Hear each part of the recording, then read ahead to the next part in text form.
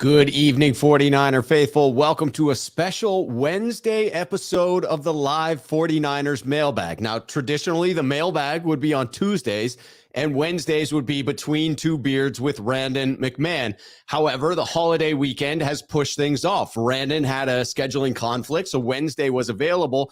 And with few submissions for the mailbag yesterday, it felt fitting to get the mailbag into Wednesday. And I'm glad that I waited because we had a little bit of news coming out today. Welcome to those of you that are already here live in the chat. I appreciate all of you getting on here early, getting in here at the start. If you like the content, please do hit that like button.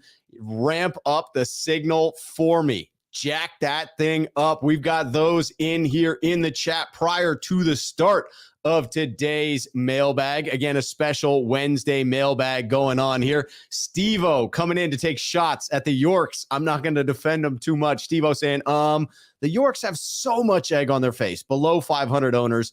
It's what you get.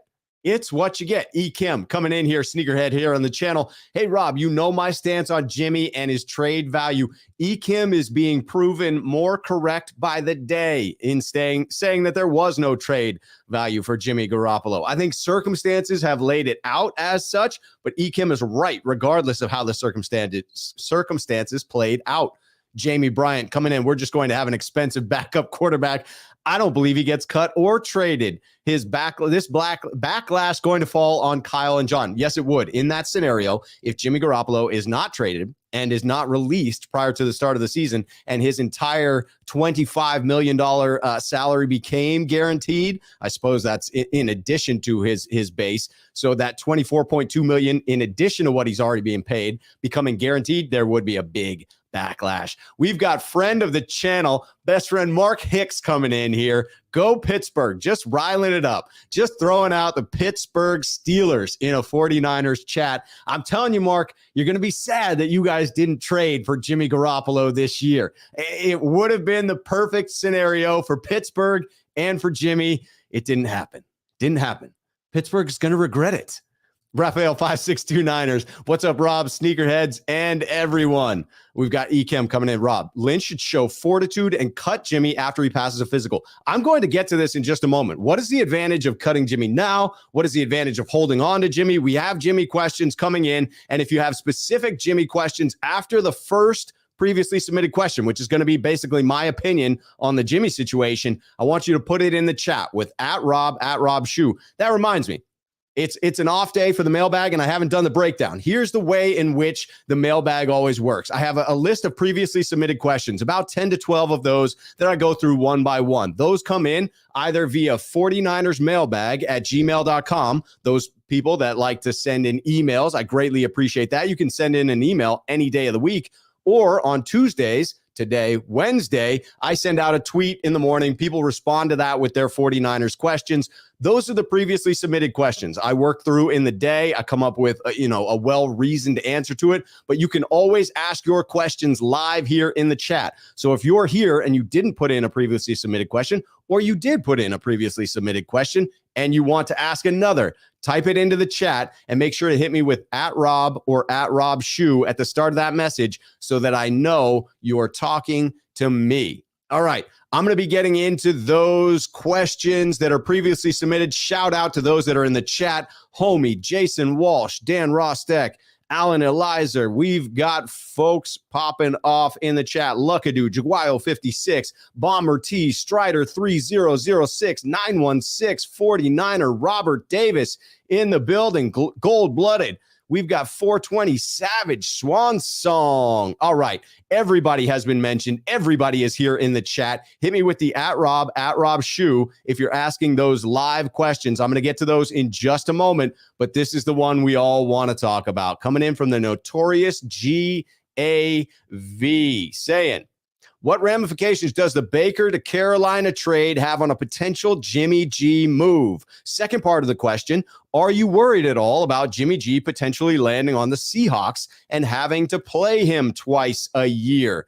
Notorious GAV, always appreciate you bringing in the questions. I'm going to take this as a two-parter. The first question being the Jimmy effect, and the second one being about him potentially playing in Seattle. So does this affect Jimmy? I would say yes, but yes, it impacts the Jimmy trade potential, but not as much as one might think. I think that the value of Jimmy G is less impacted by this deal, by the fact that it went for a future fifth round pick that could move up to a fourth, right? It's less impacted by that and more impacted by one fewer spots that Jimmy G could land. Carolina was one of the destinations where Jimmy Garoppolo could have fit as a quarterback. Carolina and Cleveland. Cleveland trading Baker Mayfield over to Carolina eliminates 50% of those landing spots.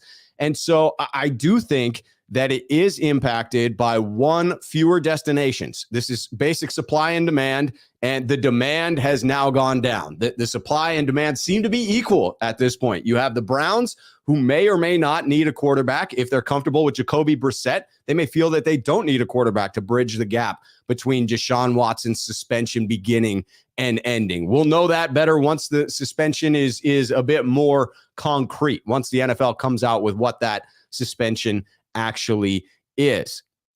The other difference for me in between the Baker scenario and the Jimmy scenario, in looking at this, people are saying, well, if you're going to trade Jimmy, you're now going to have to eat part of the salary, just like the Browns had to eat a portion of Baker's salary. To that, I say I disagree, because there's a huge difference between the Baker scenario and the Jimmy scenario. Baker's money was guaranteed. Jimmy's is not. The terms of the trade was a 2024 conditional fifth round pick. Cleveland picked up $10.5 million of that salary. Carolina only pays $5 million of that salary. And Baker himself ate a $3.5 million reduction in salary to make the deal happen. Jimmy Garoppolo still has $24.2 million on the books that is not guaranteed. The 49ers could actually cut him as soon as he's healthy and pay nothing of that remaining salary. That eliminates some of Jimmy Garoppolo's leverage in that scenario, and other teams' leverage as well in attempting to get the 49ers to pay some of that salary. The 49ers could absolutely hold on to Jimmy Garoppolo up until the day of cutdowns to the 53-man roster and still pay him no more money than they already have. And that would be a worst case scenario for Jimmy Garoppolo. That would be a scenario where he doesn't have a new team and he's released with no guaranteed money the day prior to everyone formulating their 53-man roster. So the idea that someone would pick him up at that point and pay him considerable money to be their starter when he hasn't learned their offense seems fairly unlikely. At that point, you have to look for the win-win scenarios. The 49ers do not want to look like losers in this one. There is absolutely ego involved here. Also, ask yourself the question, if the 49ers can keep Jimmy Garoppolo up until the day prior to the cut down for 53-man rosters, and they don't allow him to play in preseason games, you could allow him to practice and hope that no injury occurs there. Injuries in practice do happen. I will acknowledge that. There is some risk involved, but I think if he's still on the roster, if the 49ers are playing this game of chicken, you have to let him practice. But you probably wouldn't let him play because the likelihood of injury in a preseason game seems higher than at practice. It seems to go up substantially. So keep Jimmy Garoppolo around, allow him to practice, and just have him there as an insurance plan.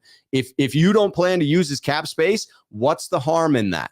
There is none. There really is none. If you're not going to use that available cap space and you're thinking, hey, in practice, Jimmy's not going to get injured, what's the harm in keeping him? That to me is just a basic cost benefit analysis, right? You say to yourself, hey, if nothing happens, if Trey looks good throughout preseason, boom, we just cut Jimmy as we get closer to the start of the season. I think that might be the road we're going down here. If nobody makes a trade for Jimmy Garoppolo, I see a circumstance where the San Francisco 49ers do not cut him until we get closer to that 53-man cut down. That's just the feeling I'm getting from this. The Niners are very stubborn in this one. I just don't think they're going to release Jimmy Garoppolo for nothing because they view him as a starting caliber quarterback, and starting caliber quarterbacks have value. But to the second part of that question, am I worried about Jimmy ending up in Seattle? Am I worried about it? No, not worried. Do I think that they would win more games in 2022 with Jimmy as their quarterback? Yes, I do. Yes, I most certainly do. I'd honestly, though, be more concerned with one down year and a great draft pick in a quarterback-rich draft for Seattle, them landing their future quarterback for the next decade plus, as opposed to them just being relevant with Jimmy Garoppolo, a quarterback who I put somewhere in the 15 to 20 range as far as best quarterbacks in the NFL, for the next 5 years. So I could see them middling around with that. That's not very scary versus them hitting a home run in drafting a quarterback. That does come with its own concerns. All right, I want to get your responses to this question in particular before I move on to the next one. So we did just go through the Jimmy Garoppolo, Baker Mayfield saga. So if you've got questions specific to Baker Mayfield, to Jimmy Garoppolo, to the effect that deal might have on the San Francisco 49ers, go ahead and put them in the chat right now with the @Rob or @RobSchuh. Going to go through those comments now. Alan coming in, sneakerhead here on the channel, saying @RobSchuh, good evening to you and all the sneakerheads and everyone. Hope everyone in the chat's having a great Wednesday. I had a great 4th of July. I did too. Very relaxing 4th of July. Here is to everyone and their weekend celebration.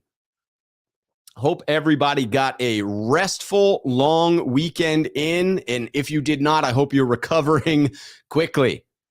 All right, looking at Strider 3006. Rob, best case is release and get the cap space for Devo and Bosa deals, as well as late preseason additions.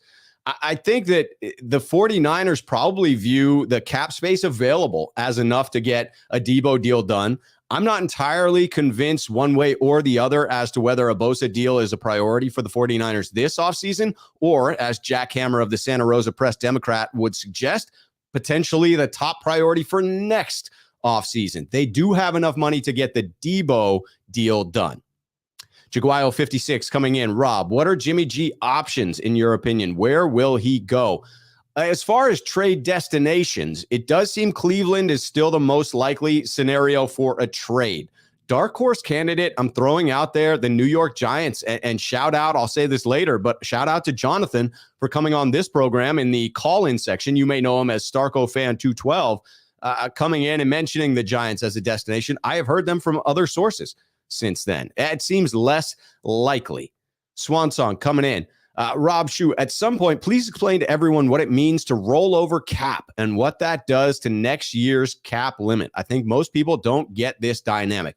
Yes, so if the 49ers do in fact have available cap from this year, unused cap space from this year, so hypothetically speaking, let's just say it's equal to Jimmy Garoppolo's salary. Let's say it's 0 right now, but then they cut Jimmy and it's $24.2 million.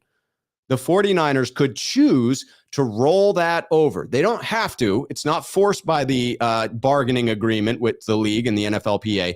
But if they do roll it over, that cap space then gets added onto whatever the cap is for next year. So hypothetically, again, let's say that the cap for next year was $200 million. The 49ers roll over $24.2 million. Everyone else may be looking at a cap of $200 million.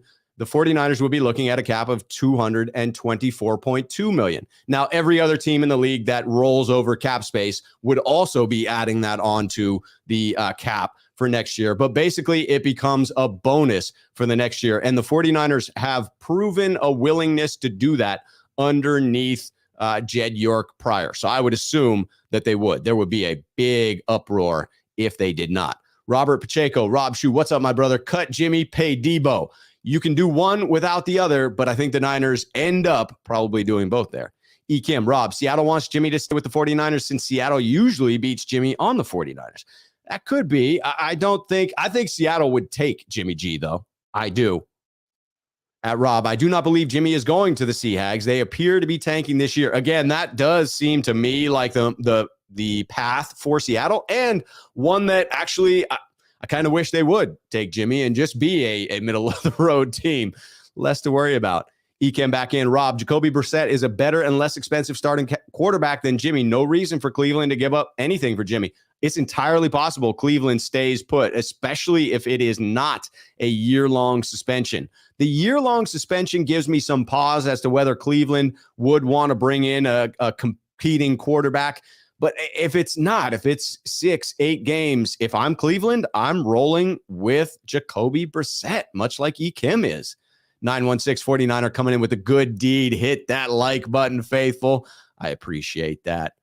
I appreciate it. Looking for the at Rob Schuh comments. Melvin Crediford coming in here. At Rob, if Jimmy was willing to take a $10 million pay cut, would you think it would be prudent to keep him, or would that cause too much of a distraction? I've been thinking about this more and more, Melvin. I think you're onto something here. 10 million doesn't seem like enough. Then you're still costing yourself an additional 14.2 million. But if you start to get into the range where you're paying Jimmy Garoppolo 10 to 12 million to be a backup quarterback, I'm okay with that. I don't love the idea of going into the season with Nate Sudfeld as the only backup quarterback. That means an injury to Lance could be a season-ending type of injury for the 49ers as far as their playoff contention. If you have Jimmy Garoppolo there, it most definitely complicates the situation. I don't love the idea of it from an emotional standpoint, health of the locker room standpoint, but from an actual depth of the team and protecting the quarterback position, I feel like if you get Jimmy down to that $10 to $12 million range, you've sent a message that he is your backup quarterback, and that eliminates some of the emotional baggage that comes with having Jimmy Garoppolo in the building. I don't love the idea. I'm starting to come around to it, if I'm honest. But it has to be that significant reduction in salary. Strider 3006. Rob, I feel the Bosa deal should be attempted this year while the market hasn't been reset. So when the cap goes up, it'll feel cheaper. I agree wholeheartedly. This whole waiting until the last minute to do these deals is a bit absurd, in my opinion. It ends up costing us money. I'm not sure what the upside is. Dan Rostek, sneakerhead here on the channel coming in. Rob, if Watson is suspended the full year, do you buy that they're really rolling with Brissett? This is what I was saying, Dan. I think if it's a full year suspension, they explore the idea of trading for Jimmy. I think they explore it. Here we go. Jaguayo 56, sneakerhead here on the channel with the super chat. Rob, if Jimmy can throw, would he play preseason? I don't think so. I think you let him practice. I'm not sure you let him play. But if the 49ers are going full bluff, you got to let him play, right? That would really worry me. If you're allowing Jimmy to play in the preseason, that does worry me, because now you're risking $25 million. That's beyond my risk tolerance. 49ers first takes. Aaron coming in. Sup, my homie? Honestly, sick and burnt out on Jimmy G still being on this team. This really looks now that Jimmy and his agent did all this on purpose. I don't know that he anticipated what the shoulder surgery would actually do to his market. I know Jimmy probably wants to start somewhere next year, and his value got tanked, whether intentionally or unintentionally. It does seem to be at least moderately intentionally, right? He did choose to have the surgery when he did, although it could have been a conversation with his doctor wherein his doctor said, hey, you're going to need this surgery at some point. May as well get it now. I wasn't there in the room, so I can't fully speculate on it, but it seems regardless of who slow played this, it was played badly by all sides, because Jimmy's still a 49er and he shouldn't be at this point. He should have found himself another home somewhere before the quarterback market freaking dried up, because it is a desert now. All right, Tom Jensen, sneakerhead here on the channel and well-informed dude coming in. Tom Jensen, Rob, my hope is the Niners cut Jimmy and have that money available at the trade deadline. They will probably need it with all the risks they're taking. Offensive line, Talanoa Hufanga, nickel cornerback. Hey, if Darquez Denard doesn't work out and the rookie isn't ready to step in, I agree. There could be assets needed mid-season. I do anticipate the 49ers cutting Jimmy Garoppolo. I just have to open up this possibility that he stays on the team if he takes less than that 24.2 in additional guaranteed, non-guaranteed money that is currently out there on his contract. But it's got to be a lot less, in my opinion. All right, I'll be back to the comments happening live in the chat. If you're there in the chat, put in at Rob Schuh. I'm going to be back to those in just a moment, but I got to get to some of these previously submitted questions. This one coming in from Mr. T. Mr. T is asking, concerns about Lance's health. Only started 2 games. The knee injury put him out for a while. The finger injury hampered him all season by all accounts. Never seen it discussed. Jimmy's health was the reason they pushed all their chips in. Hope I'm wrong, Mr. T. By the way, the difference between what I read out and what's on the screen is sometimes I lightly edit these comments just to fit on the banner. So that one comes around Lance's health. And this is part of the reason it's not completely crazy to me to envision a scenario wherein the 49ers keep Jimmy G up until the last minute, right before his salary becomes guaranteed. If your argument is, hey, cut Jimmy now, you got to pay Devo. Well, you can pay Devo without cutting Jimmy. So if there's no other argument for cutting Jimmy other than I just want him off the books because it's killing me, first, let me say it's killing me as well. I would like him off the books as well. But from a cost-benefit standpoint, there really is no clear-cut benefit to cutting him right now versus waiting up until the beginning of the season, so long as you don't allow him to get hurt in any circumstance. And you could argue, hey, Rob, you can't guarantee that even in practice. And that's fair, but it's a very small risk that he gets hurt in practice if you don't allow him to play in the preseason games. Now you're saying, hey, let's just make sure Lance gets through at least the preseason unscathed. If Lance makes it through the preseason unscathed, now you can cut Jimmy Garoppolo. But back to the question at hand, am I worried about Lance's health overall? Like, is that an actual question in my mind? I'd say no, not any more than I am worried about any player within the NFL. It's a very violent sport, and I acknowledge that any player could get hurt at any time. But it is a concern when you say that your backup, one and only backup, is Nate Sudfeld. So my hope is that the gameplay and the game plan this year for Lance will focus a lot more on being a pocket passer, that we're not going to see what we saw against Arizona the first time, because hopefully Trey's a more complete pocket passer than he was last year.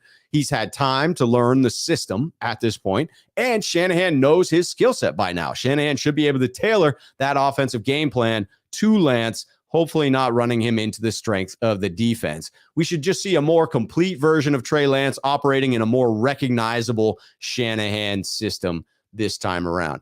Swan Song coming in with the hypothetical here, saying the 49ers didn't make Mike Holmgren their head coach twice, after Bill retired and after Mike left the Packers. If Holmgren was the 49ers coach at any time, how many Lombardis would they have? That's rough. This is a rough one, Swan Song. So no way am I disparaging George Seifert. That man brought us 2 Lombardis himself. So the floor would have to have been 2 just to keep the cupboard stacked where it was, because you're suggesting bringing him in after Bill Walsh, which is when Seifert came into the building. So the real question would have been, would I have traded Holmgren for Mooch? Because I'm not trading him for George Seifert. Holmgren was able to revive Seattle and get them to the Super Bowl. I really do like Mariucci, Steve Mariucci. I like Mooch, but I'm guessing that Holmgren could have rebuilt San Francisco in the same way that he did Seattle for that short run. We were a much more talented roster than Seattle was at that point. I think maybe he would have gotten us our 6th freaking Lombardi. I like Mooch, though, and I don't like rewriting history, but yeah, do I think he could have outperformed Steve Mariucci? I kind of do. I'm sorry, Mooch. I'm sorry, Mooch. All right, Rohan coming in with the question here. This one was tough. Excluding rookie deals, which contract is the best value for the 49ers in 2022? Keywords here being best value. I put out a couple, but admittedly, all 3 of the contracts that I considered here, Rohan, were one-year contracts. The 49ers either have top of the market contracts, or they're using something to like keep a guy under contract for a limited amount of time and that doesn't feel like value, or they get these crazy 1-year value deals that sometimes become home runs. Kerry Hyder for about $1.5 million is one of those. Kimoko Ture, another one for $1.5 million. Both of those 1-year deals, but it is neither of those defensive line players who could have 6, 7, 8 sack seasons for $1.5 million. Yes, please. Anytime you can buy greater than 5 sacks for less than $2 million, I think you take that deal. But it's not that I'm getting excited about. It is the dude that they keep selling to us along that offensive line, Jake Brendel, coming in on a 1-year, $1,035,000 deal. Got a cap hit of $895K to get a starting center for a cap hit of less than $1 million. Yes, please. To give you a little perspective, to get Brunskill back here, he's making $2.4 million. So we're talking about $1 million for a starting center again, if you get into these multi-year deals, you could argue about someone being paid at the top of their particular market as being value. But if you get a starting caliber center and he ends up being what they say he's going to be, that is a hell of a bargain. A hell of a bargain. All right, I'm getting back into the previously submitted questions here. Michael coming in. Rob, can Cleveland even afford Jimmy? What's their cap status? Yes.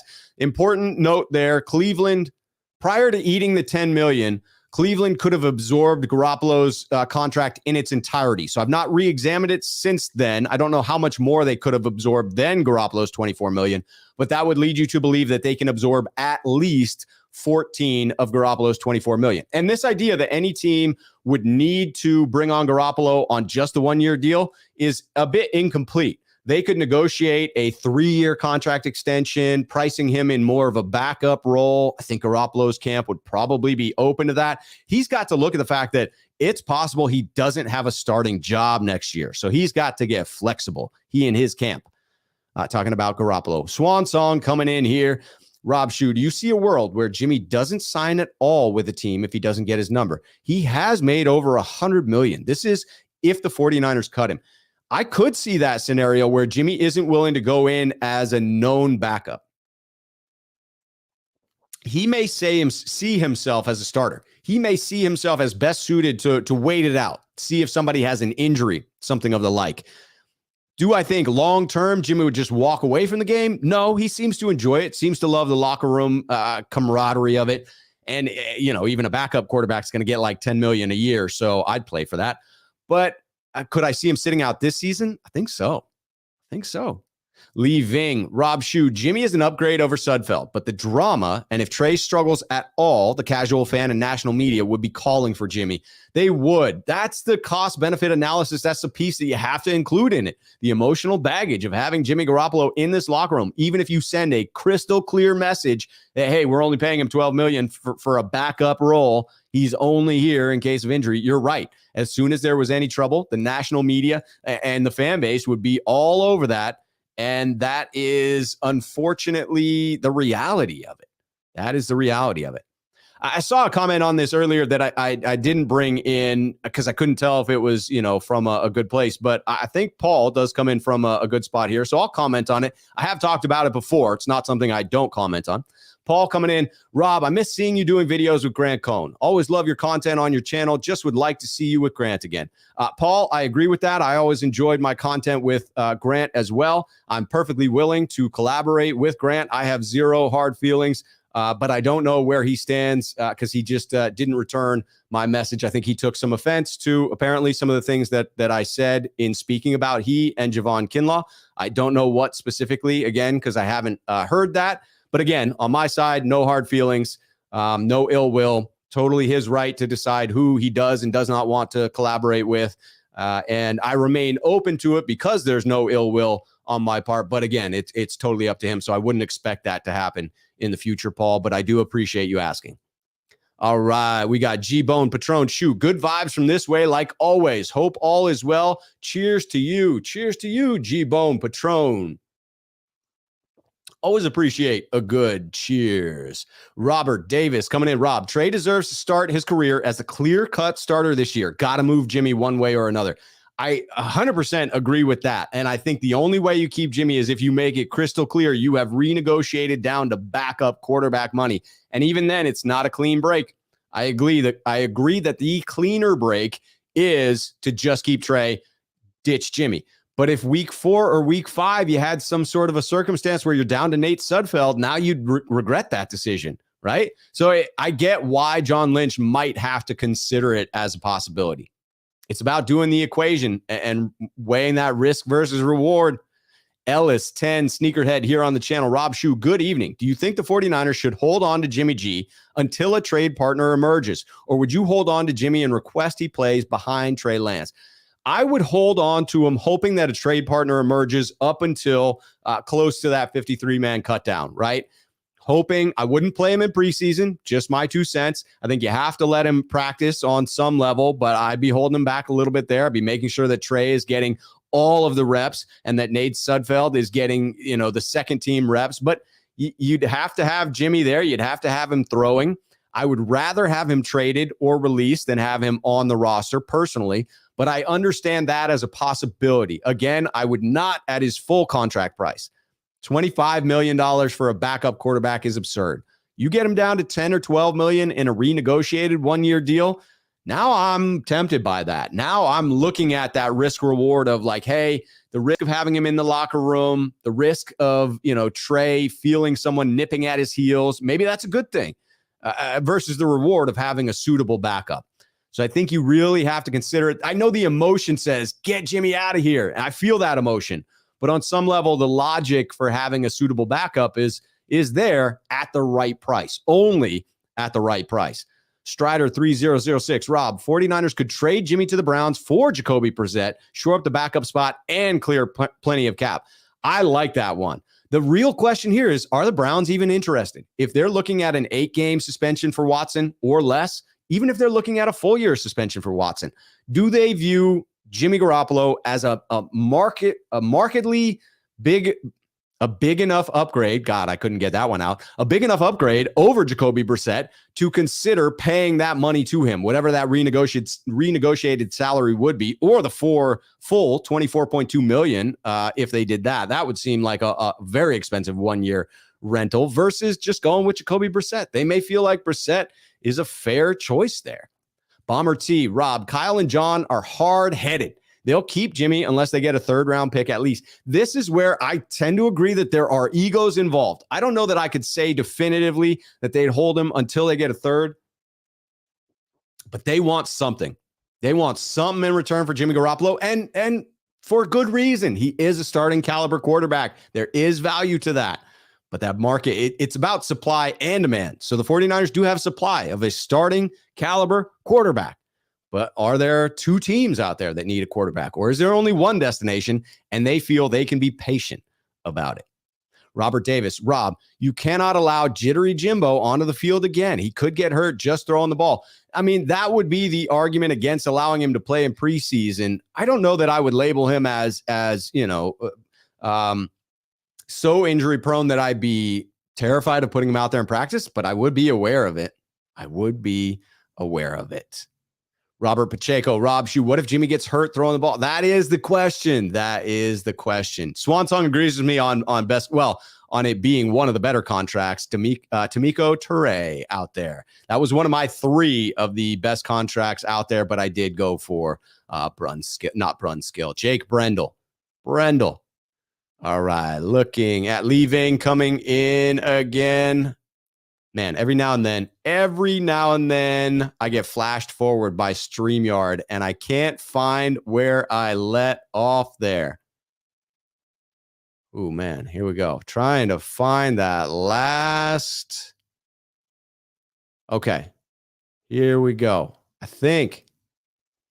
All right, leaving, coming in. Still need to attempt to do right by Jimmy. The team already comes off as cheap. Don't see how that helps future contract negotiations. I don't know that cutting him would hurt the 49ers. I think that people would view that as a necessary evil at that point. Let's see. Yes, I do agree that the key word there is starting for Jake Brendel. It is only a deal if he starts. Yes, I agree with that. Lorenzo coming in, Rob Schuh. Also, didn't Shanahan say in an interview that they're really not going to give him away? That's why I feel no release. Your thoughts? I agree. I think it's entirely possible the 49ers play hardball and keep Jimmy towards the end. Ellis 10, Rob Schuh, if you were the 49ers front office, would you eat some of Jimmy G's contract to trade him for top draft picks, or would you rather just cut bait? I mean, I would eat up to $5 million for like a 2nd-round pick. But beyond that, you're paying for a draft pick, quite literally, because you could cut him and pay nothing. And so if you're just getting a draft pick in return, then whatever portion of the salary you eat is what you paid for that draft pick. I don't think draft picks have a heck of a lot of value unless they are a 2nd or a 1st rounder. I'm not paying much for a 3rd-round pick. Lorenzo, Rob, can't wait to see those signed Verrettes. I'm waiting for that signature, my guy. Hey, me too. As soon as Verrett makes that 53, I'm reaching out. All right. Looking for the @Rob At Rob Schuh. Paul coming in. Thank you for clarifying. When do you think we get a deal done with Devo? I think end of this month, end of July, there will be a deal with Devo before the 26th. I would guess, I say July 24th. Mark it down.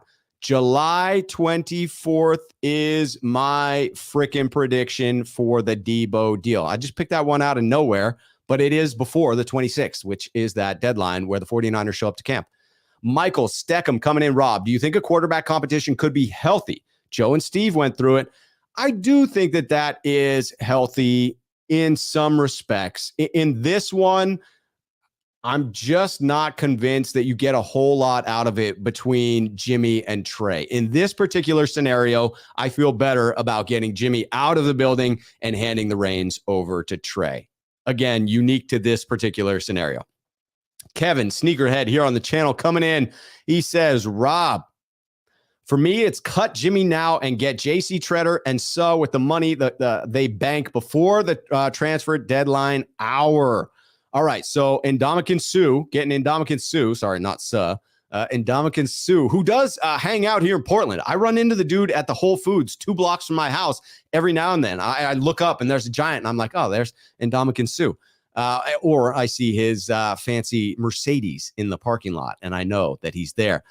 Would I bring in J.C. Treader? I mean, it looks like the 49ers are going the Jake Brendel route, and along the defensive line, I feel pretty good at this point. I do agree that $25 million would be nice to have in the bank, though. I would love to have that in the bank. Swan Song coming in. Rob Schuh, with Jimmy's surgery stunt and not informing the 49ers, can the 49ers even trust Jimmy's camp at this point? Who's to say Jimmy says he needs surgery for his thumb while in camp? It could be. I get the sense that Jimmy has done pretty well by the organization, aside from this one instance, which you could say is a pretty big freaking letdown in getting this surgery right before the team wanted to trade him. I wouldn't take that into calculation of my risk assessment. I would not think that Jimmy would be duplicitous in that way. It's sort of a risk that you have to accept if you were to say, hey, listen, we're gonna keep Jimmy around. You got to accept that there is the risk of his camp doing that, but I think minimal. Shane, AZ 49er Empire, Rob Schuh. I do believe Kyle is going to have to eat crow on this one. Shane, about what? About the Jimmy Garoppolo trade? I mean, I'm going to have to eat some crow on that too, because I've been saying he has value as well. Ekim, the NFL is a cold business. Players are released and cut for less than what Jimmy has done in his career. Bill and Eddie would have moved Jimmy on stat. I think most likely they would have. They probably would have gotten a trade deal done before. They wouldn't have been such sticklers for the value that they got in return. In this particular scenario, would Bill and Eddie cut Jimmy or keep him around and hope for a trade? They might also keep him. Again, I think the emotion is there for all of us wanting him to be cut, but the advantage of cutting him now versus cutting him right before the start of the season, unless you want to bring in the risk of injury during practice, as long as you're not letting him play in preseason games, then I think that's an acceptable level of risk, very small, and you could end up with a team having an injury and then trading for him. Jaguile 56 with the super chat. Rob, Trey gets injured depending on Sudfeld. Yikes. That's the other side of this, right? Is if Trey were to get injured, you would be depending on Sudfeld. If that happened in preseason and you would cut Jimmy just to cut Jimmy for no other reason than just to say, let's get this drama over with. Now the fan base would crucify you. Greg Thames coming in. Rob, what games are you planning on going to this year? Vegas, anyone? I will be there. I booked my hotel already, Greg. I am there in Vegas. I recommend anytime you're looking at going to games, here's my recommendation. Book the hotel right away. Those are always cancelable. And if you find a cheaper one in the future, you cancel the old reservation, make a new reservation. Flights, I wait until like that 4 to 8 week window. Then I start looking. Tickets to the game, I know I like to gamble here, but I just wait until the last minute and try and see if I can't get them at the cheap. But yes, I will be in Vegas, trying for Atlanta, trying for Denver and Mexico City and maybe Chicago. So there are 5 potentials on the list. Atlanta and Vegas are most likely, Chicago being next, and then Mexico City and then Denver in that order. I'm excited. I am excited. I hope you guys are going to games as well. If you're going to games and you want to meet up, hit me at 49ersmailbag@gmail.com. Yes, sir. Ellis 10. Rob Schuh, regardless of money and trade picks, what is the impact of Trey Lance and his development if Jimmy G sticks around until week 1? The 49ers sacrifice so much to gain Trey area.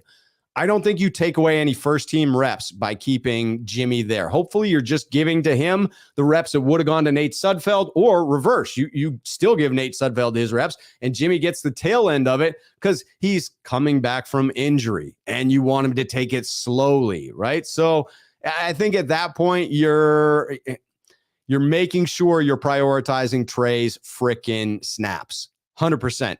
All right, I'll be right back to the to the live comments coming in, the live questions that are coming in here in the chat. Got to get to some of these previously submitted questions. This one coming in from Raphael. This one says, is Cleveland the only team that will trade for Jimmy G? At this point, the rest of the teams are just waiting for Jimmy to be released. Raphael coming in. It does seem that way, that Cleveland is the last destination. But I have, again, heard the New York Giants as a dark horse. And if that does happen, again, credit to Jonathan, also known as StarcoFan212, for suggesting that on the Sneakerhead call-in show. I just have to say that unless they renegotiate that contract, it just seems like a release is a very distinct possibility for Jimmy Garoppolo. One that I've been hesitant to say most of this offseason. Uncle Salty coming in with this one. Will the Niners keep 6 wide receivers? And who will be wide receiver number 6? Assuming Brandon Ayuk, Devo Samuel, Jawan Jennings, Danny Gray, and Ray McLeod are the first 5. Those are definitely my top 5. And it feels, yes, I do think the 49ers will carry 6 wide receivers. It feels like picking the 6th wide receiver is a fun race to keep our eye on. This is one of those camp battles that should be entertaining. We should actually get some competition on this. I think Malik Turner, the guy who was last with the Cowboys, is the safe bet. He's got actual NFL experience, and the Niners tend to value that, in particular at the wide receiver position. Just look at Kyle Shanahan's previous looks at rookie wide receivers and them making an impact. It is few and far between, but I would keep your eyes on the 2 undrafted rookies, Tay Martin out of Oklahoma and Taysir Mack out of Pitt. My money is on Malik Turner based on Kyle Shanahan's history in not trusting rookies at anything other than running back. And so I am putting it on Malik Turner to be that 6th wide receiver. All right, Big Island Surf coming in. No, this is supposed to be Big Island Surfa, but it auto-corrected. Look at that, autocorrect. Surfa, S-U-R-F-A-H should be the correct spelling there. Niners run D struggled last year until Armstead was moved inside. With no DJ Jones, you know that means DJ Jones barbecue sauce coming on the screen. With no DJ Jones and Kinlaw coming off of injury, in your opinion, will the run D be a strength or weakness this season? I got to say, I still see it as a strength on this team, but perhaps not as dominant as it was last year. DJ Jones was a force, and he's going to be hard to replace. It's not a one-man job to do so. It's not all on Javon Kinlaw, but he is the first piece. His health is going to be the big question this year. Is he finally at full strength and going to show the world what he's made of? Or is he going to continue to struggle? His health is going to be up and down, and it's going to be hard for him to prove his draft position. I see the addition of Hassan Ridgeway as a big reason I feel okay about our run-stopping defense. I don't feel as great about the starting 4 along the defensive line and their ability to stop the run because you're plugging in Javon Kinlaw for DJ Jones. But when you add in Hassan Ridgeway as a depth piece, the combination of Javon Kinlaw and Hassan Ridgeway may not provide that domination that DJ Jones would have, but the depth at the position feels better, more consistent over the game and over the season with that depth at that position. So I still think the 49ers are looking at a top 10 run defense with the possibility of again being a top 5 run defense. All right, coming back into your live questions in the chat. I appreciate everybody who's putting in those live questions. Love the engagement that occurs here on the Mailbag episode. All right, finding that at Rob Schuh. All right, I think I found where we left off. Ekim saying, Rob, I'd trade Jimmy for a box of hockey pucks and a nice steak dinner. As long as it is a ribeye, I'm in. Chris Royal, sneakerhead here on the channel as well. Rob, I think if Watson has a 6 to 8 game suspension, they might roll with Brissett. but because of them having a good team around the quarterback, if the suspension is more, they got to go after Jimmy G. Chris, that's solid logic. Hey, 6 to 8 games. Now you look at, do we really want to spend, that much money to bring in a 1-year quarterback just to fill in? Probably not, because we're going to have Watson and he could light the world on fire when he comes back. If it's a full year, you want to get that egg off of your face of a $250 million deal for a guy who's now out for a year. You could distract with bringing Jimmy in. Robert Pacheco, Rob Schuh, at the end of the day, how many playoff games has Jimmy won compared to other quarterbacks? It would depend on which quarterbacks we're comparing him to, but Jimmy has done all right in the playoffs as far as win-loss record. Robert Pacheco, Rob Schuh, at the end of the day, oh, nope, wrong one. Jerome M. I just got to Robert. Jerome M. Sneakerhead here on the channel saying, Rob, what's up, my man? Been out for a while, vacay and whatnot. Hope you enjoyed the vacay, Jerome. I'm back and excited to hear all yours and the fam's great takes. I appreciate that. Cheers to you, Jerome. Welcome back. Leaving saying to that Ndamukong Suh comment I made about running into him at Whole Foods, he says, Rob Schuh, watch your knees if Suh thinks you cut in line. I don't mess with Ndamukong Suh, not when he's at Whole Foods. No. Robert Davis, Rob, I don't trust Jimmy or his camp. He's never going to get another payday like 25 mil. His camp will do whatever to get that money, even pull an injury stunt in practice. I haven't seen enough from Jimmy to say that. That seems like it doesn't fit his character from what I know. Swan Song, Rob Schuh, I think Eddie wants to make another appearance tomorrow to discuss what he would do. Swan Song may have to make an appearance as Eddie DeBartolo yet again. That was pretty hilarious, if you do ask me. I had never seen that app before. It was a virtual reality type of thing, augmented reality type of thing, where Swan Song was able to be Eddie D. And it was as if I was interviewing Eddie D. And who doesn't want to interview Eddie D? I know I do. Robert Davis coming in. Rob, if Jimmy gets released, I could see the Steelers, Browns, Giants as possible landing spots. Definitely could see any of those. Steelers seem less likely because of the moves they've made since I said they'd be an ideal spot, but Browns and Giants for sure. And Steelers, as a dark horse. Looking for a couple more Rob Schuh comments here. And I just got flash forward. Here we go. Oh, E. Kim saying, I prefer the porterhouse over the ribeye. No, can't find any fault with that. E. Kim. Jaguayo 56 coming in with the super chat. Rob, crazy to think the Patriots would be in on Jimmy. I think as far as a trade, yes. But would they acquire him if he was released? I think they would. I really think they would. And that would be the ultimate Patriots move. Trading away a player and then getting him back for free. Getting that asset and then getting the player back anyway. Ellis10 says, Rob Schuh, I missed it. Which home games will you be going to? I will make a strong move to make that game, although I know you like to travel around and see other stadiums. I don't have any plans to be at Levi Stadium next season as of yet. If we make the playoffs, I will be there wholeheartedly. Anytime we have a home playoff game, you can count on Rob Schuh making an appearance. But if it's just a regular season, then I am probably just going to the away games. All right, going back into the previously submitted questions. Again, for those here, we've got a debate on the steak. Scott saying, hell no, ribeye is the best. Isn't the porterhouse the larger one that has the ribeye on one side of it? I feel like it is. I feel like we may be bickering semantics here. I could be wrong, but I feel like I'm right about that one. All right. I am going to get into the previously submitted questions here. This one is coming in from Tommy C. Tommy talking about juice. Where's Gav when you need him? Talking about juice. He says, and this is one that I have lightly altered. So I'm going to read the original question here. It'll look slightly different, sound slightly different. I've got one that I've been wondering about ever since we drafted Trey. I feel like we're either overpaying or underutilizing Juszczyk. Whenever he gets the ball, seems like he makes plays. Where do you think he fits in this apparently revamped offensive scheme? Coming in from Tommy C. The first thing I want to say is I'm not completely convinced it's going to feel or look like a revamped offense. It may feel a little bit like it because of the way Trey executes it, but I think that the offense itself is going to feel pretty standard with a little bit of flair to it, but not revamped. Revamps felt too heavy of a word to use there, in my humble opinion, for the changes we're going to see. But even if it's not, I would expect to see a slight uptick for Juice's productivity here. He has the ability to hit some long wheel routes, and Trey may be able to actually connect on some of those more consistently than Jimmy Garoppolo was able to. It's fair to assume that if the connection becomes more consistent, then the play will get called more frequently as well. So I see this as a likely uptick for Juice's production. Gav, you heard it here first. E. Kim's come in with the food question. You know it's a mailbag. You know we got to talk a little bit about food. This will be quick. We'll be back to Niners content in just a moment, I promise.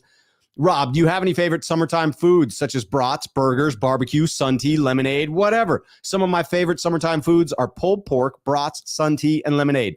I love the food question. Ekim, first and foremost. For sure, have favorite summertime foods. For beverages, I go the sweet and fruity beverage route to top my list. Gotta be lemonade as the favorite, first and foremost. I wish more people around here made sun tea. The place I go for my regular breakfast sandwich has delicious sweet tea, so I'm all about that. Shout out to Lottie and Zula's. Anybody in the Portland area that doesn't go to Lottie and Zula's is missing out. The food, I love the seasonal stuff, like super ripe strawberries to make some strawberry shortcake and the like. Sweet corn for buttery, salty corn on the cob goodness. I had some of that 4th of July. So delicious with my freaking steak. Went very well. And anything grilled, burgers, steaks. I love smoked meats, but I don't have the patience myself. So anybody who's got a smoker here in Portland that is coming up with their own pulled pork or, whatever it may be, a little brisket, invite me over. I love a good barbecue. I love some barbecue meat. All right. Getting into Robert D with this next question. Again, lightly edited. He said, "Hey, Rob, love the show. Great name, by the way. I've been a fan since 1978. I was 12.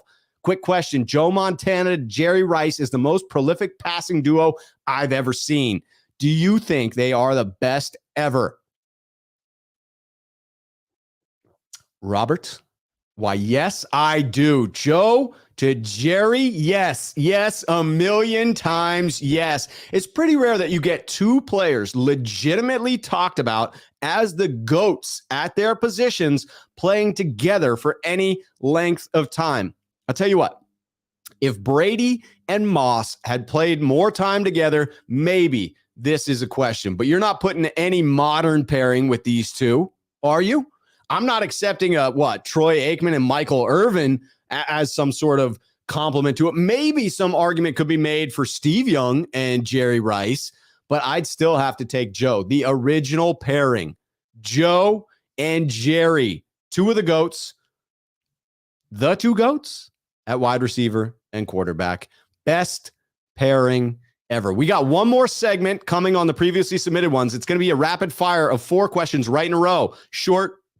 Short answer came in from the notorious GAV, but I'm getting to your comments before I do that. So if you have a live question, again, put it in there with Rob or at Rob Schuh, just so that I know you're talking to me, because there's some good stuff going on in the chat of people talking to one another about which cut of steak is the best. And it seems to be very, not heated, but very emotional. And I'm here for it. I am all here for people being passionate about the cuts of steak that they throw on the grill, as one should. Lee Ving says, Rob Schuh, actually prefer a good rack of ribs to any steak. The question is, do you throw them in the smoker, Lee Ving? Do you throw them in the smoker? Melvin is reacting to someone saying barbecue sauce on a ribeye. He says, barbecue sauce on a ribeye? Why? I'm telling you, yeah, just a little salt and pepper. I'm with Scott here. A little salt and pepper, light seasoning on the steak. Bring out the flavor. Here you go, Tom. Great peppercorn sauce on a great piece of meat. Otherwise, salt and pepper only. That's a good one as well. Can't go wrong with a little peppercorn sauce.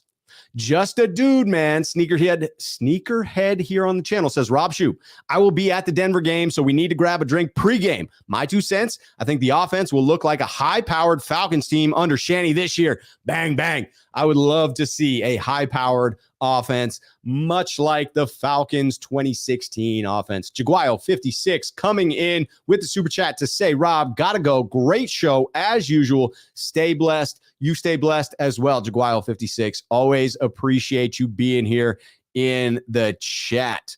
Oh, Swan Song. This is a good one. A little quick hitter. Korean barbecue or Brazilian barbecue? This is tough. I tell you what, I did a lot of Brazilian barbecue. Work used to take me out to Vegas every other week for a couple of years running. And we would eat Brazilian barbecue, fogo de chao every freaking other week. And it was like a running joke about the meat sweats that you get from fogo de chao, eating the Brazilian steakhouse. I got to go Korean barbecue. I think Korean barbecue, greater flavor. I will say that like a perfectly done Brazilian barbecue, very delicious. Nothing against fogo de chao. I do enjoy it. It's very delicious, very good. I gotta lean in the direction of Korean barbecue. I gotta lean in the direction of that Korean barbecue. Just so much flavor.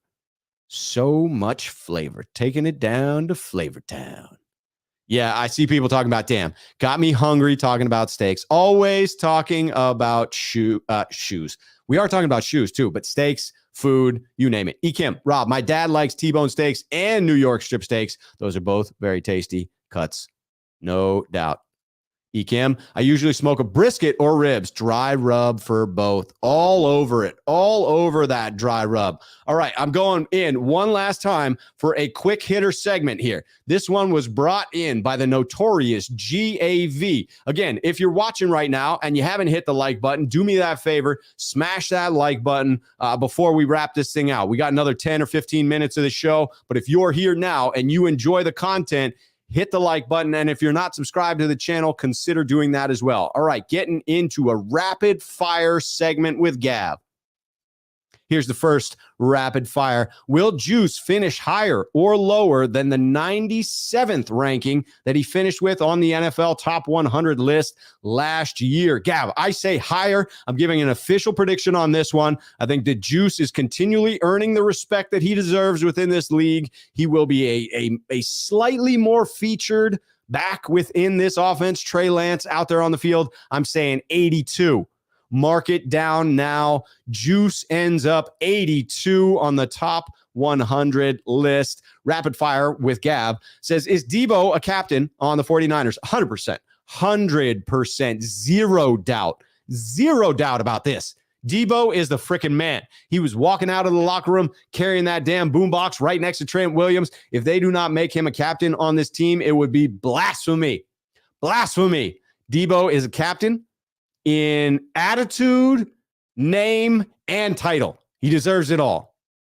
Rapid fire with Gav coming in. Are the 49ers running into trouble in the future on special teams with Tabor snapping, Robbie Gould, and Mitch Wishnowsky all heading to free agency next year? By the way, I think those are their Twitter handles that are thrown in there for good measure. Good measure. This is, slightly concerning. Anytime your entire special teams core is going to be in free agency, you say to yourself, do we have a special teams problem coming into fruition?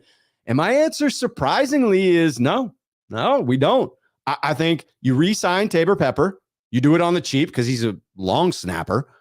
And no offense to Tabor. I think he is a talented long snapper, but there's just not a whole huge market for long snappers out there in the NFL. Typically, those guys, in my opinion and my observation, re-sign with their own teams most frequently. And then you draft one, whether it's kicker or punter, whomever is available in the draft, and you hit the other in free agency. My guess would be you go young again at punter, and then you take an experienced veteran kicker in free agency. But you got to see how both of those play out. I don't know who the free agents are going to be as far as kickers and punters, and I don't know who the college athletes are going to be coming out in the draft for kickers and punters either. But once you've done that calculation between the two, pick one in free agency, one in the draft, boom. Bada bing, bada boom, good to go. Good to go. Last rapid fire with Gav. Where will Nick Bosa finish in the NFL Top 100 after finishing? This is, Gav's assumption.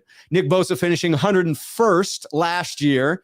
Obviously, Nick Bosa was not on the top 100 list, but, as Gav says here, he just barely missed it. He should have been.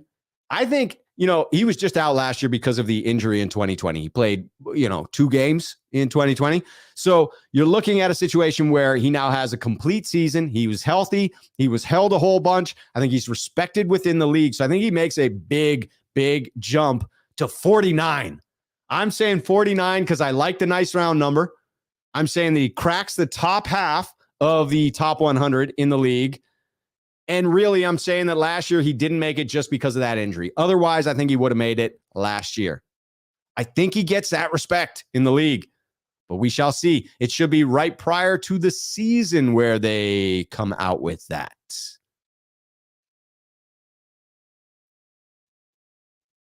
Ooh, look at this. We got people with barbecue. Scott coming in. I saw this, so I got to put it up. I don't know where this is coming from, but I didn't see the earlier comments is what I'm saying. But Scott comes in to say, hey, moderator, send me the address so I can hook Schuh up with his own branded award-winning barbecue sauce. Hit me at 49ersmailbag@gmail.com. I will absolutely provide you with my address, and we could talk about a branded barbecue sauce because I love holding up DJ Jones barbecue sauce. Big Dave's barbecue sauce, that is, DJ Jones's dad, because a portion of that goes to charity. But if I had my own Rob Schuh beard branded barbecue sauce, that would be even better, Scott. So yes, you may absolutely reach out to me at 49ersmailbag@gmail.com. All one word, 49ersmailbag@gmail.com. Ekim coming in. Rob, favorite meat for tacos or burritos? I like pork carnitas. Carnitas, it is carnitas all the way from me. All about that. Carnitas, yes. Gohira says, don't draft a punter. Damn it. I mean, if you've got both hitting free agency and you don't plan on re-signing either one, maybe you could just get Mitch back at a reasonable price. I'd be willing to do that as well. But I'm just not panicked about not having a punter and kicker, even though you probably should be. Quesadilla Thrilla 71. Rob, any chance the Niners trade Devo and Jimmy in a bundle deal to an AFC team? I think no. I think no way in heck. Devo is going to be a Niner. YOLO Bro says, Rob Schuh, is DJ Jones barbecue sauce any good? Yes, it is. Very tasty, although this particular bottle is expired. It's now a prop. It is just, that's only expired if you believe in expired stuff. I'm telling you. Scott is coming through. He's coming through with some barbecue sauce. He says, that's what I do, bro. I am here for it, Scott. Reach out to 49ersmailbag@gmail.com. I look forward to connecting. Absolutely do. Swan Song coming in at Rob Schuh. 1 chip challenge if the 49ers get a third or better for Jimmy. What is the 1 chip challenge?